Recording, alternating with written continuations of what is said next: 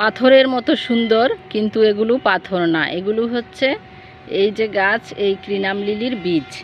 ক্রিনাম lily ফুল দেখেছেন, ভিডিওতে দেয়া আছে, আমি ভিডিও করেছিলাম এর আগে।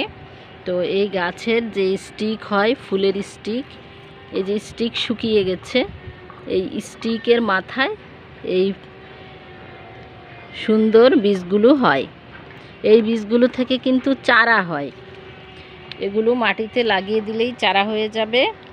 আর ক্রিনাম লিলির বৈশিষ্ট্য হচ্ছে সন্ধ্যায় ফুটে অনেক সুন্দর সুবাস বের হয়, সাদা চিকন চিকন পাপড়ি বিশিষ্ট ফুল, সুবাস আছে এবং বাগানের সৌন্দর্য বৃদ্ধি করে এই ক্রিনাম লিলি ফুল।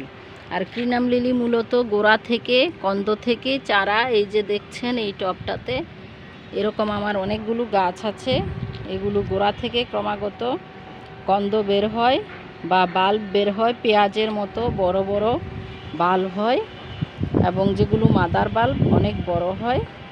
তারপরেও ফুলের যে বৃতি থাকে সেখানে ফল হয় এবং এই বীজগুলো হয়। বীজগুলো পেকে গিয়ে ঝরে পড়েছে, এই বীজগুলো লাগালেই গাছ হবে। এই ক্রিনাম লিলি গাছটি আপনারা